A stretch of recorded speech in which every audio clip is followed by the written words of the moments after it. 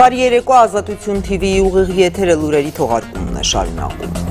Եվ Հայաստանի և Արցախի ռազմական գերատեսչությունները հերքում են Ադրբեջանի պաշտպանության նախարարության հայտարարությունն այն մասին, թե հայկական զինված ուժերը սահմանի տարբեր հատվածներում կրակ են բացել ադրբեջանական դիրքերի ուղղությամբ։ Բաքուն մասնավորապես պնդում է, թե հայկական ստորաբաժանումները հրաձգային զինատեսակներից կրակել են Քելբաջարի, Թովուզի, Լաչինի, Գեդաբեկի դիրքի ուղղությամբ։ Ըստ պաշտոնական հաղորդագրության միջադեպի մասին տեղեկացրել են ռուսական խաղաղապահ կոնտինգենտի հրամանատարությանը և ռուս-թուրքական համատեղ մոնիտորինգի կենտրոնին։ Հայաստանի և Արցախի պաշտպանության նախարարությունները հերթական ապատեղեկատվությունն են որակել Ադրբեջանի հայտարարությունը։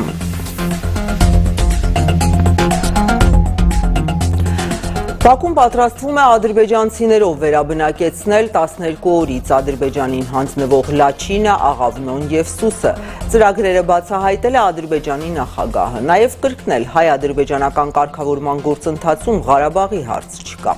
Ղարաբաղի հայերը ոչ կարգավիճակ, ոչ անկախություն, ոչ էլ որևէ արտոնություն են ունենալու Ալիևի այս և մյուս հայտարարություններին Երևանից երեկվանից արձագանք չկա։ Արցախի արտգործնախարարն է կրկնել, իրենց համար Ադրբեջանի կազմում ցանկացած կարգավիճակ անընդունելի է։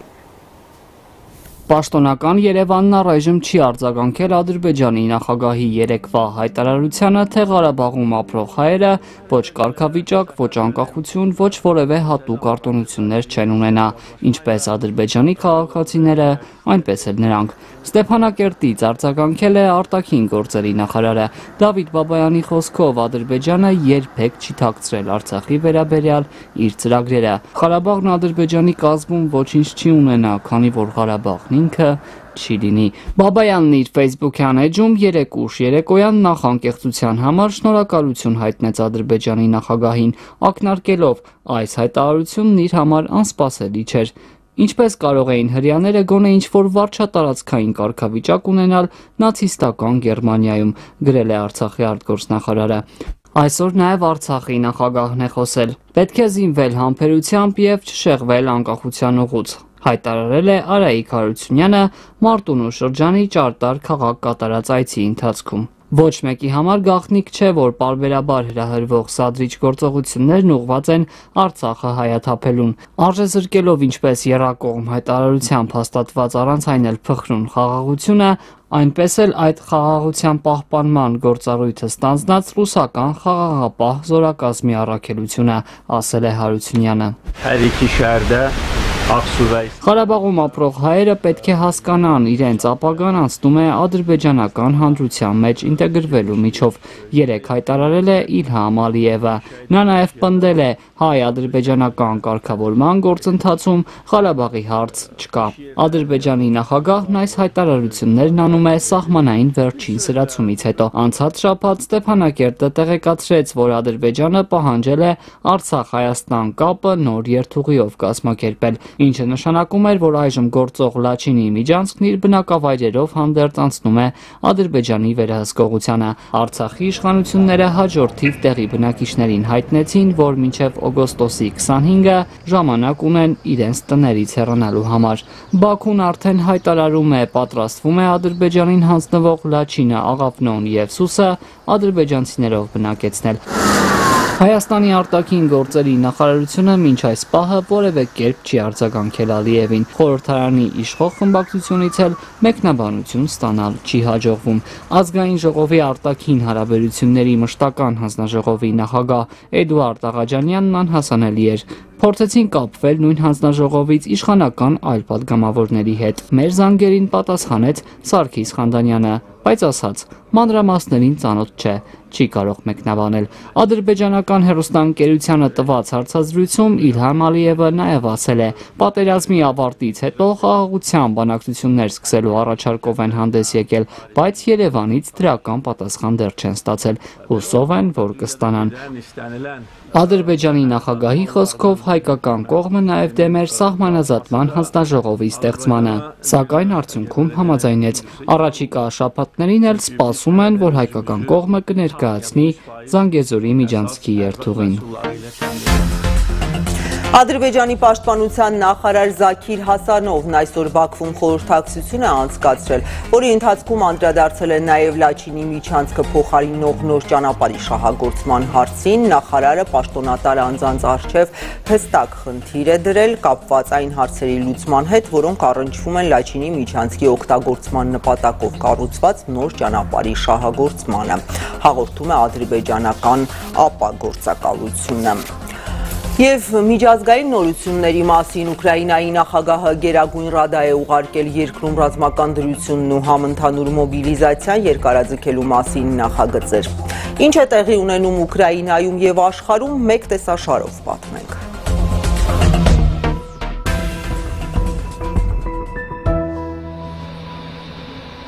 Ուրբաթ օրը Միացյալ Նահանգներում հարձակման ենթարկված բրիտանացի աշխարհահռչակ գրող Սալման Ռուշդիի առողջական վիճակը շարունակում է ծայրահեղ ծանր մնալ։ Այս մասին անցած գիշեր տեղեկացրել է Ռուշդիի գրական գործակալ Էնդրյու Վայլին։ Լուրերն այնքան էլ հուսադրող չեն։ Հավանական է, որ հարձակման հետևանքով Սալմանը կորցնի աչքը, վնասվել են նրա ձեռքի նյարդային հանգույցները։ Ռուշդին նաև դանակի հարված է ստացել Լիարթի շրջանում, այժմ նա ի վիճակի չէ հաղորդակցվել շրջապատի հետ, գրել է Վայլին։ Reuters գործակալության տեղեկություններով արձակագիրն այժմ գտնվում է Փենսիլվանիա նահանգի հիվանդանոցներից մեկում, նա միացված է արհեստական շնչառության սարքին։ Սալման Ռուշդիի դեմ հարձակումը տեղի էր ունեցել Նյու Յորքի նահանգի Չաթակվա քաղաքում, որտեղ անվանի գրողը հանդես էր գալիս դասախոսությամբ։ Հարձակման հեղինակը վնասազերծվել է դեպքի վայրում գտնվող ոստիկանների կողմից։ Ամերիկյան իշխանությունները հաղորդում են, որ արդեն իսկ կարողացել են պարզել հարձակվողի ինքնությունը, դա Նյու Ջերսիի բնակիչ 24-ամյա Հադի Մատարն է։ Սալման Ռուշդին 12 վեպերի հեղինակ է, արժանացել է մի շարք հեղինակավոր գրական մրցանակների, մասնավորաբար Բուքեր մրցանակի Կեսգիշերի զավակները գրքի համար։ 1988 թվականին լույս տեսած Սատանայական բանաստեղծություններ վեպը մահմեդականներից ոմանք որակեցին որպես սրբապղծություն, որպես հետևանք Իրանի իսլամական հեղափոխության առաջնորդ Այաթոլլահ Խոմեյնին մահվանից մի քանի ամիս առաջ 1988-ի փետրվարին ֆեթվա հատուկ կրոնական հրահանգ արձակեց, կոչ անելով աշխարհի մահմեդականներին հաշվեհարդար տեսնել թե Ռուշդիի, թե նրա վեպի հրատարակության հետ առնչվող յուրաքանչյուր անձի հետ։ Ֆեթվայի հրապարակմանը հաջորդած 10 տարիներին Ռուշդին անցեկացրել ընդհատակում։ 2001 թվականին Իրանի այն ժամանակվա նախագահ Մոհամմադ Խաթամին սակայն հայտարարեց, որ Ռուշդիի գործը կարելի է փակված համարել։ Поінформував сьогодні переговори з понтифіком.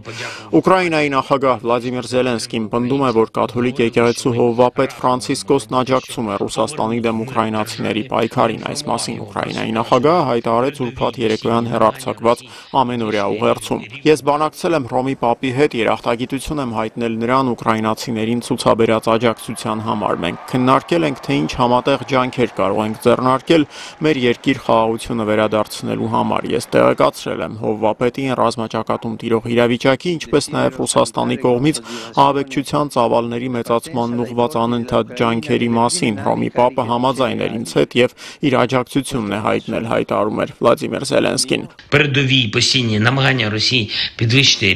рівень терору, він погоджується, нас підтримує. Խոսելով ռուսաստանցիներին Եվրամիության մուտքի վիզաների տրամադրումն արգելելու հեռանկարի մասին, Զելենսկին գոհունակություն է հայտնել, որ այդ գաղափարն արդեն իսկ քննարկվում է պաշտոնական մակարդակում։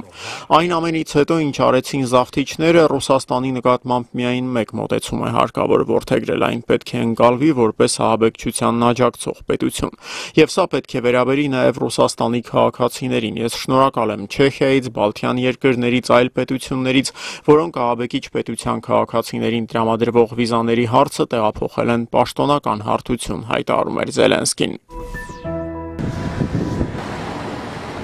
Այսօր գյուղատնտեսական ապրանքներ տեղափոխող եւս 2 բեռնանավ է լքել Ուկրաինայի տարածքն։ Այս մասին հայտարարել է Թուրքիայի պաշտպանության նախարարությունը։ Թուրքական ռազմական գերատեսչության փոխանցմամբ Բարբադոսի դրոշի ներքո նավարկող Ֆուլմար S նավը Չեռնոմորսկի նավահանգստից Թուրքիայի հարավում գտնվող Իսքանդերուն է տեղափոխում ավելի քան 12,000 տոննա եգիպտացորեն։ Մարշալյան կղզիներում գրանցված թոն նույն Չեռնոմորսկ նավահանգստից ուղղություն է վերցրել դեպի թուրքական Թեքիրդաղ քաղաք։ Այս մի նավը 3000 տոննա արևածաղկի սերմ է տեղափոխում, հաղորդում են թուրքական աղբյուրները, հավելելով, որ օրվա ընթացքում ուկրաինական նավահանգիստները ևս մեկ նավ կլքի, այս անգամ ցորենով բեռնված Թուրքիայի ենթակառույցների նախարարության տվյալներով օգոստոսի սկզբից Մոսկվայի, Կիևի, Անկարայի եւ ՄԱԿ-ի միջև կնքված քառակողմ համաձայնագրի ուժի մեջ մտնելուց հետո ուկրաինական նավահանգիստներից շուրջ 450,000 տոննա գյուղմթերք է արտահանվել։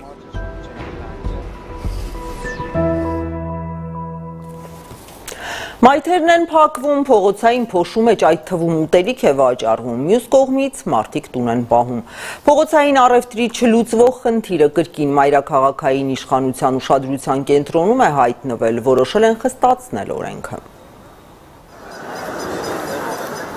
Խաղալիքներ, քաղցր բամբակ, անգամ ներկված աղավնիներ ու շանձակեր։ Մայրաքաղաքի ամենակենտրոնական հատվածներում երեկոյան ժամերին ինչ ասես չեն առաջարկում։ Երևանի քաղաքապետը խառնիչ աղանջ այս պատկերն ամիսներ առաջ առևտրի կենտրոն բառով էր բնութագրել։ Ու թեև քաղաքային իշխանությունը հայտարարեց, թե խստացնում է վերահսկողությունը, բայց արգելված փողոցային առևտուրը ոչ միայն չի դադարում, այլև ընդլայնվում է։ Քաղաքային իշխանությունները հայտնում են, ոստիկանների հետ համատեղ ստուգայցեր են անցկացնում, ապօրինի առևտրի դեպքերն էլ հայտնաբերվում ու կասեցվում են։ Անցած ամիս փողոցային առևտրի շուրջ 130 դեպք են արձանագրել։ Այս ստուգայցերը սակայն հիմնականում արդյունք չեն տալիս։ Հենց իրենք առևտրականներն են խոստովանում։ Թաղապետարանից հորդորում են հեռանալ, բայց իրենք րոպեներ անց վերադառնում են։ Ապրանքը կրկին շարում փողոցում։ Անվերջ թվացող մի շղթա է։ Երեք եկել են, այսօր էլ նորից եկել են, ասում են միշտ հավաքեք։ Եթե Երևանի ամենակենտրոնում հիմնականում խաղալիքներ ու քաղցրավենիք են առաջարկում, ապա Տիգրան Մեծի Մաշտոցի պողոտաների մայթերը գրավել են Միրգ Բանջարեղենի ու նույնիսկ հագուստի սեղանները։ Առևտրական կանայք հիմնականում խուսափում են տեսախցիկի առջև խոսելուց։ Ասում են, սա իրենց ապրուստի միակ միջոցն է, ընտանիք են պահում։ Չեն թողում մենք աշխատենք, մեր ընտանիքը պահենք, աշխատատեղ չկա,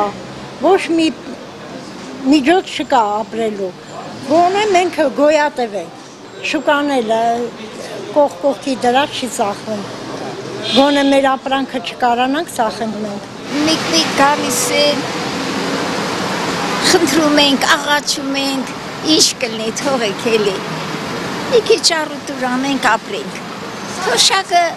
քիչ չի հերիքում, ցավը տանե։ 83-ամյա Մարիամ Պապյանի սեղանիկի վրա տարատեսակ ապրանքներ կան։ Գուլպա, կախազարդ, թզբեհ է վաճառում։ Տարեցկինը դեմ չէ տաղավարում աշխատելու տարբերակին, միայն թե կինը պետք է հարմար լինի։ Խիչ եմ վեր։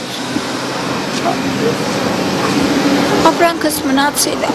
Թոշակառուկինն այս գործի մեջ է շուրջ 3 տասնամյակ, կես կատակ, կես լուրջ ասում է, փողոցում իրեն բոլորը գիտեն, կապվել է այս ամենում։ Պաչտի ամեն օր էլ գալիս եմ, դե որ հիվանդանում եմ չեմ գալի։ Ինչպես արգելված առևտրի դեմ պայքարն ավելի արդյունավետ դարձնել։ Գործող կարգավորումներով օրենքին չհետևող քաղաքացիների համար տուգանք է նախատեսված 70-ից 100,000 դրամի չափով։ Ստուգայցերի ընթացքում տուգանքի արձանագրություններ կազմվում են, շատերը սակայն չեն վճարում։ Թղթի վրա պատժում են, այո, բայց հետագայում այդ թուղթը կարողանում ենք մենք կյանքի կոչել թե չէ,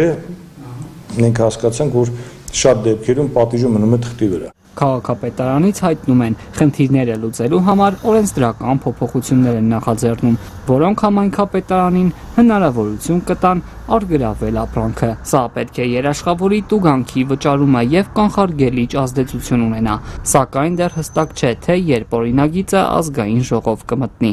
Հյուսային պողոտայում, Հանրապետության հրապարակի մոտ, դղկը, չգիտեմ, ինչ-որ տարբեր բաներ դնում են։ Փողոցային առևտրի դեմ պայքարը խստացնելու անհրաժեշտության մասին խոսելուց բացի, քաղաքապետ Հրաչյա Սարգսյանը կես տարի առաջ հանձնարարել էր կարգավորել նաև փողոցային երաժշտությունը։ Ամիսներ անց սակայն արդյունք չկա։ Երեկոյան ուշ ժամերին նույն հյուսիսային պողոտայում շարունակում են իշխել ռաբիզի հնչյունները։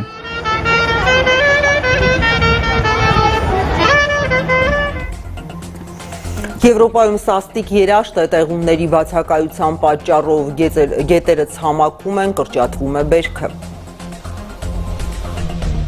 Ֆրանսիայի Բուրգունդիա շրջանի Լյուքս փոքրիկ գյուղում, որի միջով ժամանակին անցնում էր այժմ ցամաքած Թի գետը, դեռևս կարելի է հանդիպել լողալն արգելվում է ցուցանակը, իսկ շրջակայքում հազարավոր սատկած ձկների։ Ֆրանսիայում եւ եվրոպական բազմաթիվ երկրներում աննախադեպ երաշտը բացասաբար է ազդում շրջակա միջավայրի եւ տնտեսության առանցքային ոլորտի, գյուղատնտեսության վրա։ Եվրոպայում երաշտի վտանգի կարմիր մակարդակ է հայտարարվել։ Արևմտյան, կենտրոնական եւ հարավային Եվրոպայում գրեթե 2 ամիս էական տեղումներ չեն գրանցվել։ Ենթադրվում է, որ անձրևների ցածր կամ առանց տեղումների շրջանը կշարունակվի, անգամ ավելի կվատթարանա, որը ըստ փորձագետների կարող է գրանցվել որպես վերջին 500 տարիների ամենաուժեղ երաշտը։ Բուրգոն-Ֆրանշկոնտե դեպարտամենտի ձկնորսության եւ ջրային միջավայրի պաշտպանության ֆեդերացիայի գլխավոր տեխնիկ Ժան-Ֆիլիպ Քուասնեն ցամաքած գետի հատակով ու հարակից տարածքով քայլելով ցույց է տալիս սատկած ձկներին։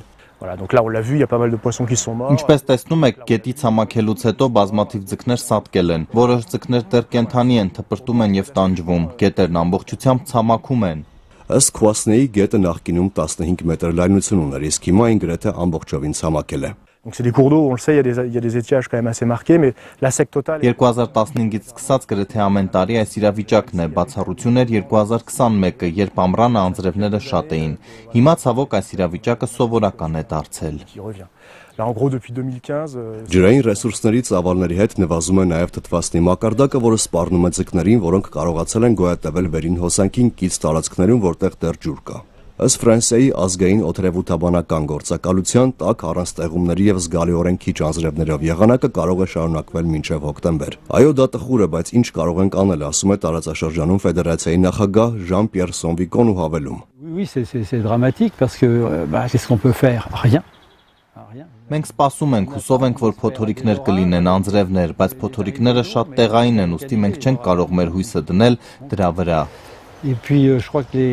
les prévisions de Météo France sont assez alarmistes. Բուրգունդիայի հողերը, որտեղից սկիզբ են առնում Սենագետի ջրերը, սովորաբար կանաչապատ են։ Այս տարի սակայն խոտը դեղին է, անասունները զրկվել են թարմ խոտից, իսկ տրակտորները աշխատում են չոր դաշտերում եւ փոշու հսկայական ամպեր առաջացնում։ 31-ամյա Բապտիստ Կոլսոնը Մոլոյ գյուղում կովեր է պահում եւ հացահատիկ աճեցնում։ Նա նաեւ Կոտ-դորի երիտասարդ ֆերմերների արհմիության ղեկավարն է։ Ռեկորդային բարձր ջերմաստիճանը բացասաբար է անդրադառնում անասնաբուծության վրա, նվազում է կաթի քանակն ու որակը, ասում է նա։ Կոլսոնի պապը հիշելով 1976 թվականի ծանր երաշտը, որը հարվածել էր գրեթե ամբողջ Եվրոպային, ասում է, որ այս տարի իրավիճակն ավելի վատ է, հատկապես այն պատճառով, որ անձրևի բացակայությանը գումարվել է ռեկորդային շոկը։ Անցյալ շաբաթ առաջին անգամ Կոլսոնը, որը 9 տարի աշխատում է իր ընտանիքին պատկանող ֆերմայում, դարակներ գնեց անասնակերի համար։ On a déjà eu des périodes de sécheresse avec des pousses d'herbe qui sont amoindries et puis des productions qui sont impactées, mais Առաջին տարին է, որ մեր արոտավայրը այս վիճակում է տարվա այս եղանակին։ Մենք ստիպված ենք անասնակեր բերել այս արոտավայրում գտնվող մեր անասունների համար, քանի որ այստեղ բավականաչափ խոտ չի աճում։ Որոշ ֆերմերներ էլ ստիպված են տրակտորով կենդանիների համար ջուր հասցնել այն տարածքներ, որտեղ խմելու ջուրը ցամաքել է։ Հացահատիկային մշակ բույսերը նույնպես տուժում են շոկից եւ չոր եղանակից։ Ըստ S&P Global Commodity Insights-ի զեկույցի, եգիպտացորենի եւ արևածաղկի մշակության ծավալները Եվրամիությունում նախորդ տարվա համեմատ կրճատվել են։ Եգիպտացորենինը 12.5 միլիոն տոննայով, արևածաղկինը 1.6 միլիոն տոննայով։ Կոլսոնի կանխատեսումներով նույնպես եգիպտացորենի հաջորդ բերքի ծավալը կնվազի առնվազն 30%-ով։ Հացահատիկի որակն էլ կվատանա, ինչը մեծ մտահոգություն է, քանի որ այն կատնատու կովերի հիմնական սնունդն է։ ici c'est que c'est en grosse partie notre base d'alimentation des vaches laitières. Donc aujourd'hui si le maïs on sait très bien qu'aujourd'hui on fera à peu près moins 30%. Դե մենք գիտենք, որ պետք է կեր գնենք խտանյութեր, փորձենք հավասարակշռել սննդի ընդունումը, որ կովերը կարողանան շարունակել կաթ արտադրել։ Ֆինանսական տեսանկյունից դա շատ թանկ կարժենա։ Donc voilà, et derrière on sait très bien qu'il va falloir sûrement aller racheter de la bouffe